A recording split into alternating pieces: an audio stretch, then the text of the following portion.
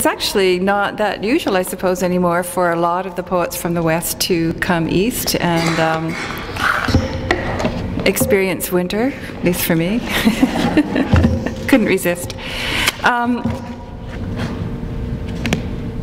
Let's get myself organized here.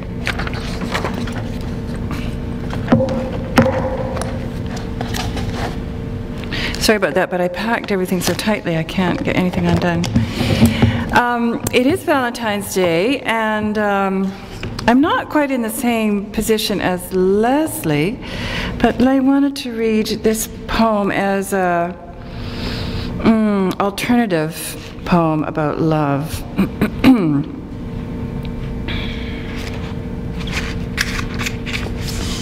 Let's call it the darker side, darker edge of love. Okay.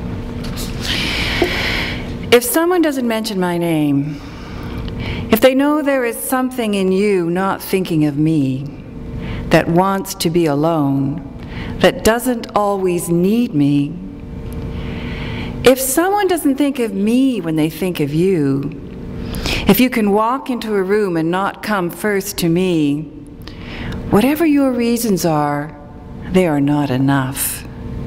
I know what I'm talking about. I've been thinking about love all my life. It has few colors. It is blonde. It is black. That's meant to be in the voice of Marilyn Monroe.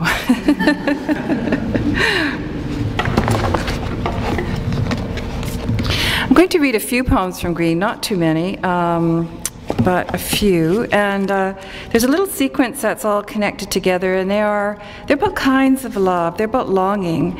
And I looked at them today and I thought, I don't have to read them in the order that I printed them, so they're not going to be. If I have a home, it is far away. I'm about to set out. The compass says up. But who can trust base magnetism? My poems are my suitcase, none of value, none that need to be declared. Who will stop me, only a woman, with this luggage? I want nothing held back, especially the truth of your absence. I could imagine an intersect, an apex of an angle. That's about it. Some star, all fire. Let's waste no more time. If you're coming, come.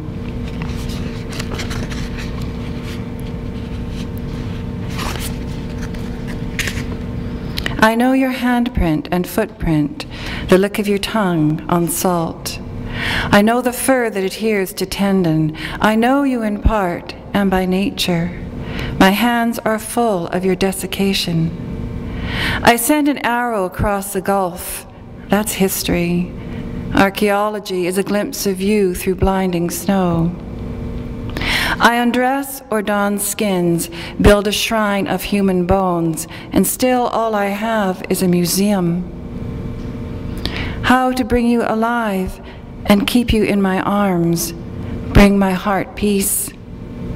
Let time answer the question. Remove this dress, and beneath that, the underdress, and beneath it, whatever you find. I don't need it. Then the skin, layer by layer, all bands of muscle and tissue, whatever it contains, lay it aside. I need no protection. And if you find a heart, don't be gentle. Cast it ahead to see what follows. If anything lives, that is my concern. Only the dim light of stars, and the faint black of trees, and the stirring hangers in the closet, and the ghosts that cross in slippers, some bright as polished spurs, defend the room that is ours. The rattle at the door, the scrape of a chair, the tongue as it searches the mouth, all these are a prayer, or like the wind as it writes letters in air. Everything unsaid but sent, like yesterday's travel or the patterned footsteps of mice, like nothing on earth but a bright meadow.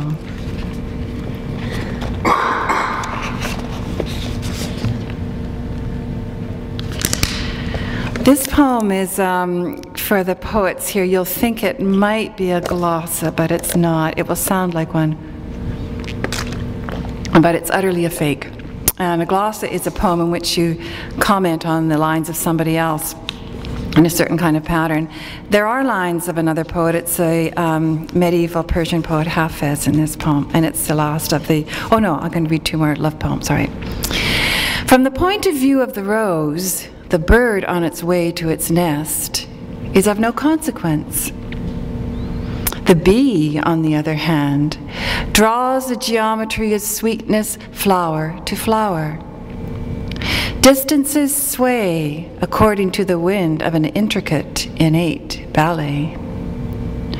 Only the bird perceives the rose totally. Put science aside, or bring it close, as if the microscope and spectrum telescope were the fine hairs of the bee's belly, its organs of dalliance. Here's the romance of attraction, the plus and minus of eye contact, the medium of brain like some primordial soup. Creation's about to start, and I'm here keening, as not everyone who reads a leaf knows its meaning. Upturned cap, leaves incised on a hip, is as good as any means to assess this attempt to scry the rose, its scent at one with fingertip. And look, I'm ready at once, without a shove, to dive into the heart. You're my oxygen. It's as deep down here as heaven above.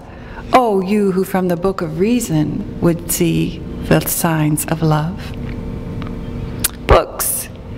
I meant to reference botanical text, the knife of dissection, to lead you by degrees to tear the rose as I instruct. But attention deficit be damned. The essays lurched out of my hands. All I can think, my senses assailed by love, is how scant the hours, how profound the dove. I fear that you cannot fathom this subtlety by research.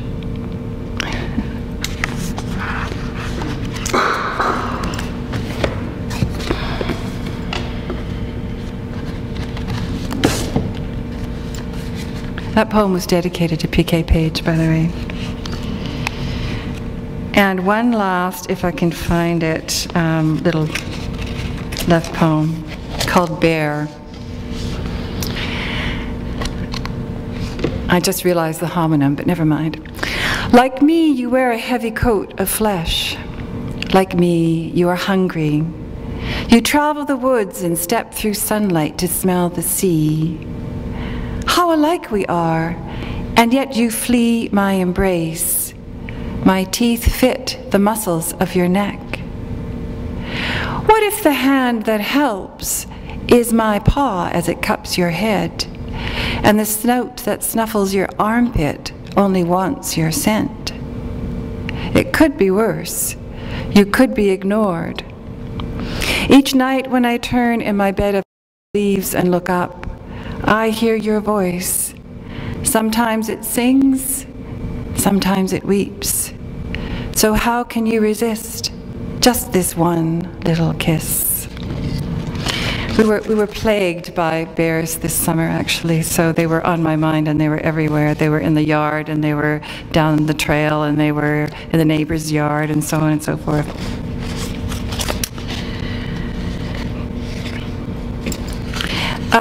Rod mentioned that I had spent, I'm shuffling papers here, I'm sorry, but this is from a new manuscript. Rod had mentioned that I had been the 2008 Fulbright Scholar, Canada-US Fulbright Scholar at New York University. And I had a little apartment just off Washington Square, and I called it my hovel. It really was, but it was, you know, it was my hovel, so I liked it. And I liked everything about being there, and I got to do lots of things I wanted to do and do the research I was interested in. But I couldn't sleep. I just could not sleep in that apartment. And every night, I'd do everything. I'd have hot milk. I'd, listen to nice music. I would do yoga. I would do anything. But I could not sleep. I never slept a night through the whole time I was there. So you can imagine how exhausted I got. And I finally decided to go away one weekend and just get out of the city and go and visit a cousin who lived in the country, and went for walks in the woods and came back feeling much better.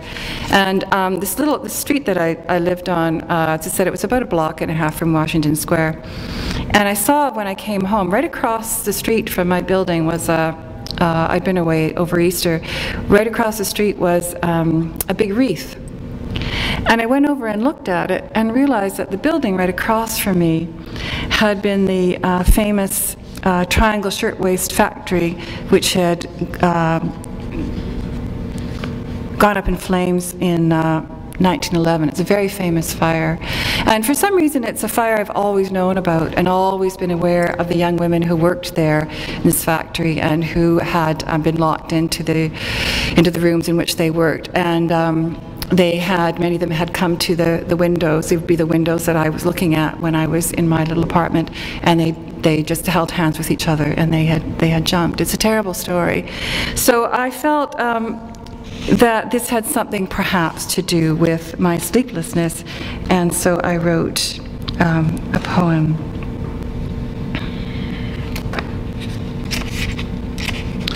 And it is the address where I lived, which was 14 Washington Place. No one told me the wind that blew open the windows, was darkness loosed, was an apron unpinned, unhooked garters, stockings unfurled, when grief bloomed full as skirts in my New York rooms. I got up, looked out, watched men rummage the skips and break glass. Trucks scraped metal sparks. The drunks, sandwiched between stiff sheets of cardboard, slept hard, their bodies chutes of loose cans and vomit. The windows in the building opposite fluttered light. Someone's feet toed a sill, and behind her a kettle silvered. Overhead, the night birds sprawled, the open sky, but the air above the street grew dense with plunging bodies. I did not know the girls who leapt from windows of the shirtwaist factory opposite. Nobody said, but the radio tuned all night could not block the smoky sighs when the girls joined hands and jumped. Yet, when I searched beyond the parapet, I found trees, pure water, a stroll of riverbank, and Solomon's carpet descending from above, as if in consideration of a timely, universal act of love.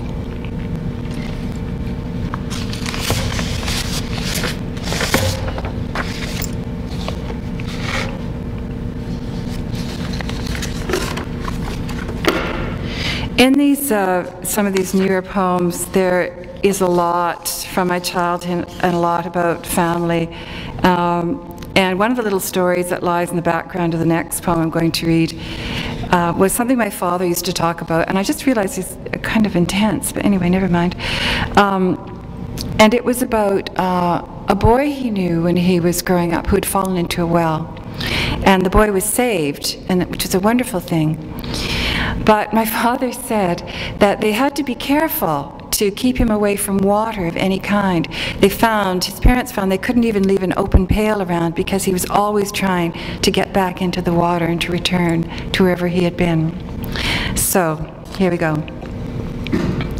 And also for my friends from St. John's, you'll hear. I have to be still, and the water has to be quiet. It can't rain, and there can be no sunlight or darkness to fill the well. No moonlight to distract with the thought I might hear a footstep and see a face in the water over my shoulder. The shadow of a fish makes a green sword, and when the fish slips elsewhere, there's broken crockery, and a child with struts of bones, cabled and draperied. And beside it's the mirror twin of the dog I found at the end of the pier in Brigus South, tied by a rope to a stone. The dog black and green in the water, the stone already excised with weed. The dog's mouth opened, its opaque eyes cleared, and it cried, "I didn't deserve this. See where the village plants its headstones. How strange that graves overlook the harbor entrance, and the scenic shacks, and the headland of foaming grass. Don't trust any of it." My daughter and her friend in their winter boots smashed the shore ice. I said a prayer for the dog, and we left. And so, there is one thing only I need to know when I lean over the well to inquire, and it is, who will put the light of love into our children's faces, and how will they know?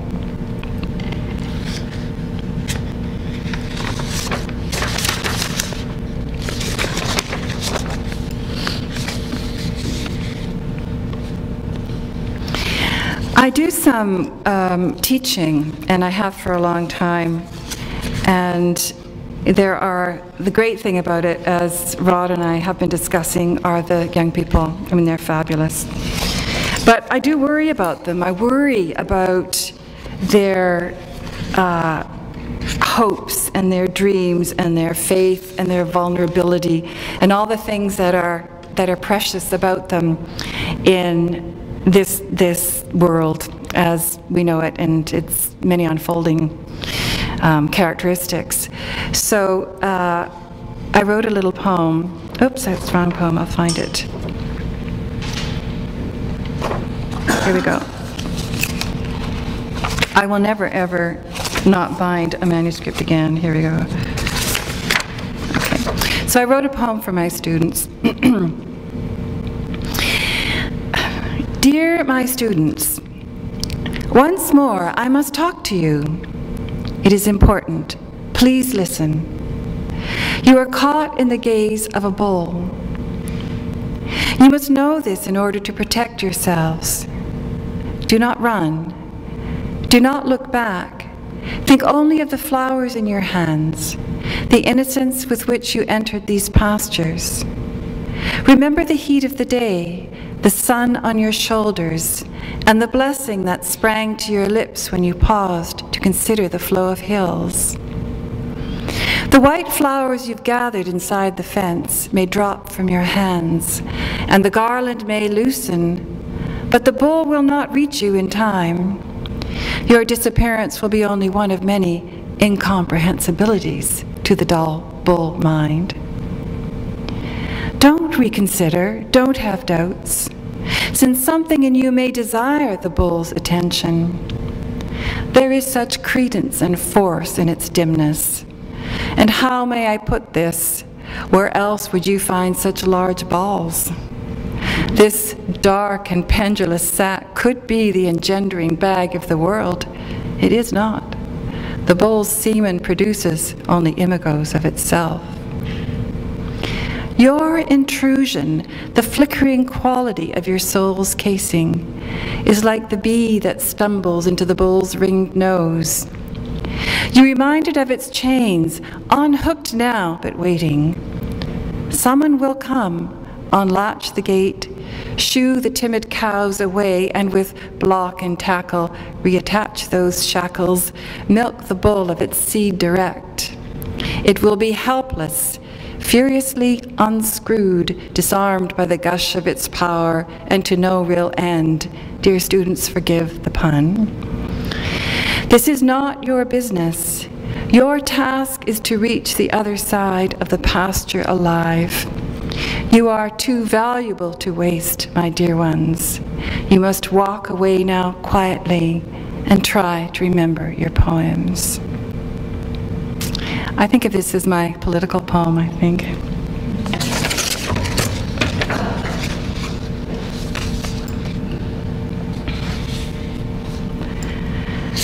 I must put on my shoes, pick up the bag by my side. I must remember who I have to meet and when. Time is passing. There are trains and long prepared assignations, a pantechnicon of kitchens, beds, lovers, God knows what. But most of all, there is a company of friends. They are traveling across the sky. They are traveling with coats slung over their shoulders, with extra shoes and soft bags with clever straps. Everything arranged so they do not feel the weight. They are traveling with dogs and cats as emissaries. These scout ahead. They converse with animals in foreign countries, preparation for the visit of these dignitaries. Everywhere they are expected and right on time. I'm so late. I must catch up, night after night, trying to sleep, and day after day, endeavoring to wake, and most of all, to keep my temper over the waste of all the beautiful apples in abandoned trees. You'd think someone would stop to pick them, but even fallen on the ground, and to be close to their souls, they must be feeding someone in return for their time on earth. I think maybe Johnny Appleseed lurks back in there somewhere, one of the sort of figures of my childhood.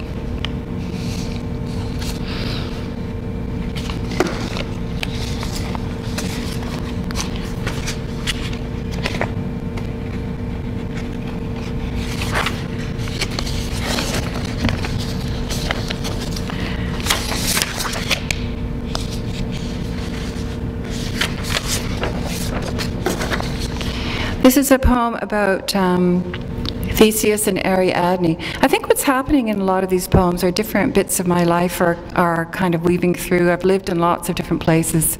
Lived in Greece for quite a while, lived in Spain, lived in Scotland, and they're all kind of coming together. Anyway, this is a poem about Theseus and Ariadne. You know, how Ariadne gave him the secret to getting his way out of the labyrinth by telling him to hold on to a ball of string, and he could meet the bull and kill the bull at the center of the labyrinth in Crete and then get out of there alive as nobody else had before him because she loved him, right? So this is Theseus.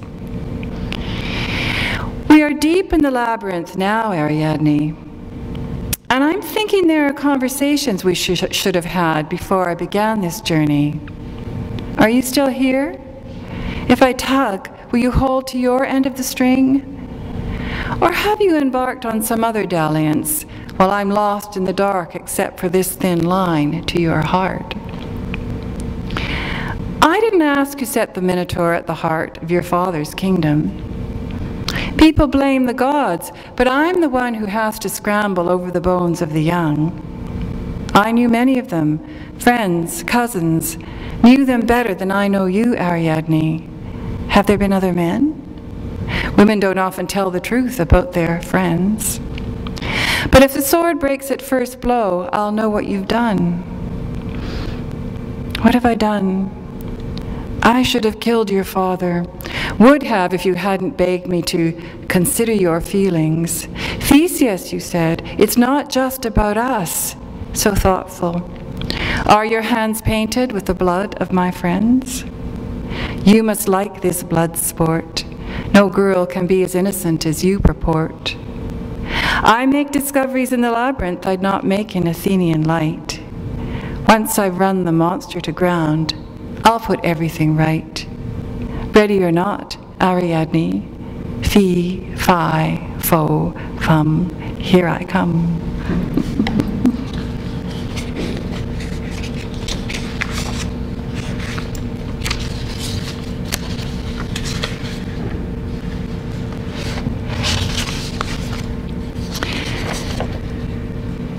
And you know, King Midas was the one who, everything he touched turned to gold. He asked for this, by the way. How many times, King Midas, have I considered your suffering? No doubt, and so alone you are misunderstood. Why not reveal the intrinsic value of a leaf by turning it to gold? It was a mistake, though, to neglect the leaf's pathos and still its photosynthesis, and the consciousness of the girl reaching for an apple. The moment she brought it to her lips, you arrested it with a fingertip. Now she has an apple to sell, but she remains hungry. Did you think of that? And then you touched her cheek, her breasts, the flower into which you wished to plunge yourself, with the best intentions, I'm sure, but look at the result. Now someone, not you, you would never, will decide she can be sold. What a pity you did not write a poem instead. Everyone knows a poem has no intrinsic worth. Its words are like a river, its form like the river's clay banks, the clay made of slowly deposited repositories of plants, tiny fish, minutely calcified insects, the decay of multi-celled organisms, which, without thought of profit, make the evolution of creatures like you possible. Examine yourself, King Midas, and the river freshening its hold on the planet.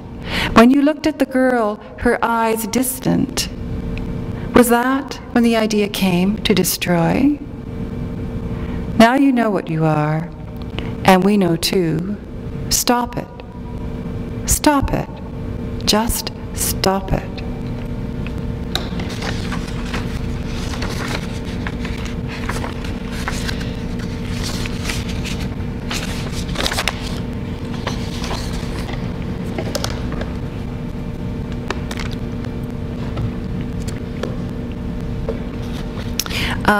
Nebuchadnezzar was a king who is spoken of in the book of Daniel in the Old Testament. And he caused lots of havoc with Daniel and his friends, Shadrach, Meshach, and Abednego. One of the things that happened was for his refusal to listen to God, he was punished by becoming mad. So here is my take on Nebuchadnezzar. Nebuchadnezzar. Love is not love which finds a friend grazing in a field and does not say, "Where is your coat? You must have a coat. Where is the man who took your coat?" Love is not love which observes a head lift slowly from the grass and does not say, "I know this face with my fingers. I have stroked this neck." Love is not love which sees a mouth full of grass and does not insist, "Where are your plate and cup? Where is all you gave?" Love is not love which finds a thick sway of hair like feathers and fur and does not exclaim, "Those ears, those beautiful ears," and does not remark, "I recall your stylish hat."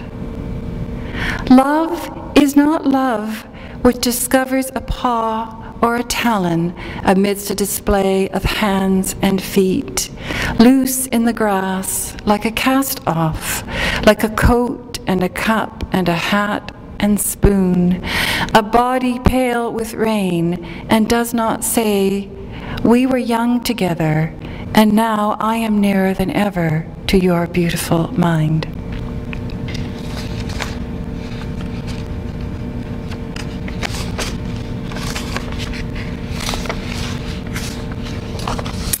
This is the last poem I'm going to read. It's called Naming the Animals in the Time of the Reptiles. Actually, I should tell you that every morning, even before breakfast, the second my husband and I are awake, we are ranting about whatever the latest news is, and it's a terribly bad habit, but I think that it seeps in, whatever it is. Okay. Naming the animals in the time of the reptiles. Do not blame the reptile that thinks it is an hippopotamus, any more than you would chastise the tree that believes it's a swan. Their consciousness is not your problem. Yours is to remember that shadows are lengthening. You have good boots and good eyes, And when it is the reptiles' regular time to eat, do not mistake their attraction for love. Look at them closely.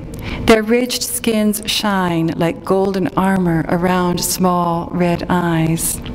Their minds make one mind as they crisscross and circle. To understand them, think of flocking birds or a pack of wolves. It would take the smallest lizard a year to devour you, but it would try. You are safe, dear one, as long as you know the world is an experiment and no one is sure of the outcome. Thank you.